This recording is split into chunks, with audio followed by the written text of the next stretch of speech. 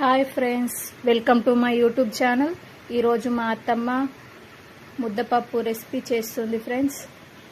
ముందుగా 1/2 కిలో పెసరపప్పు తీసుకొని మంచిగా కడిగి నానబెట్టుకోవాలి.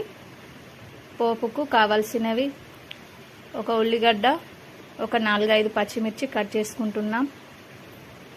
ముద్దపప్పులో కారం వేయట్లేదు, పచ్చిమిర్చితోనే చేద్దాం అనుకుంటున్నాం.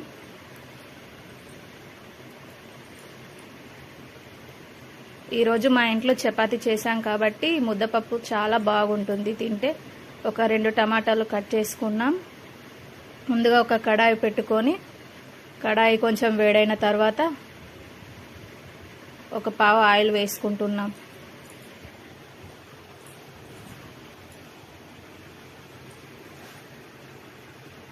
ఆయిల్ కొంచెం వేడైన తర్వాత జీలకర్ర, ఆవాలు, మెంతులు వేసుకుంటున్నాం.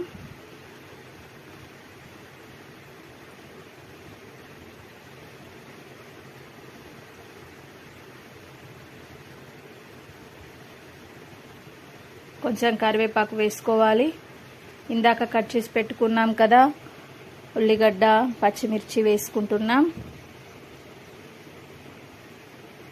ఒకసారి మంచిగా కలుపుకోవాలి.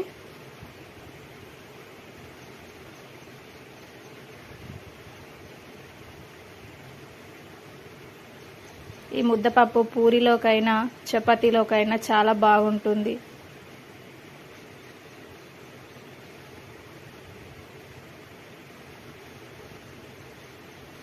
ఎల్లిపాయ, జీలకర్ర కలిపి పేస్ట్ చేసుకున్నాం. ఒక టీ స్పూన్ పేస్ట్ వేసుకుంటున్నాం.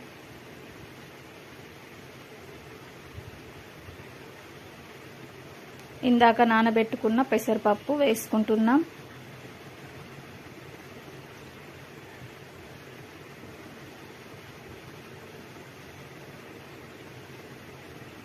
ఒకసారి మంచిగా కలుపుకోవాలి.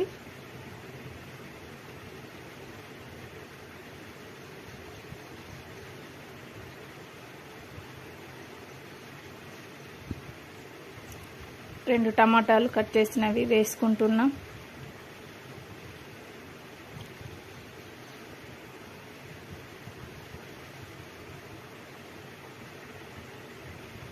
సాల్ట్ ఒక 1 స్పూన్ వేసుకుంటున్నాం. పసుపు ఒక టీ స్పూన్. కారం అయితే వేయట్లేదు, పచ్చిమిర్చి వేసుకున్నాం కదా. ఒకసారి మంచిగా కలుపుకొని కొన్ని వాటర్ వేసుకోవాలి, ఎందుకంటే పప్పు ఉడకాలి కాబట్టి.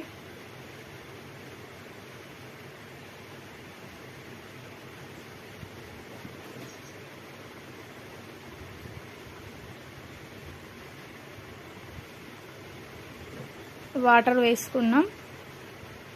ఒక 10 నిమిషాల వరకు మూత పెట్టుకుందాం. ఫ్రెండ్స్, నా ఛానల్ మీకు నచ్చినట్లయితే లైక్ చేయండి మరియు సబ్స్క్రైబ్ చేయండి మరియు మీ ఫ్రెండ్స్ అందరికీ షేర్ చేయండి. పక్కనున్న బెల్ ఐకాన్ని ప్రెస్ చేయండి ఫ్రెండ్స్. చూడండి, ఒకసారి 5 నిమిషాల తర్వాత మూత తీసాను. మళ్ళీ ఒకసారి కలుపుకొని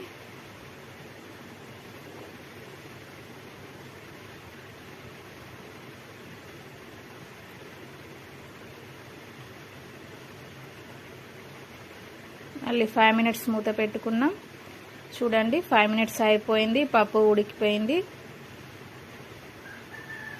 ఫ్రెండ్స్, మా ఇంట్లో అయితే ముద్దపప్పు ఇలా చేసుకుంటాం. మీ ఇంట్లో ఎలా చేస్తారో కామెంట్ సెక్షన్లో కామెంట్ చేయండి. మీకు ఏమైనా డౌట్ ఉన్నట్టయితే కామెంట్ చేయండి.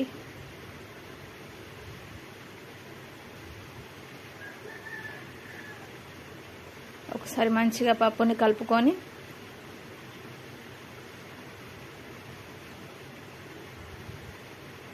చివర్లో కొత్తిమీర అలా వేసుకుంటే చూడండి, చూడగానే తినాలనిపించే ముద్దపప్పు రెడీ అయింది.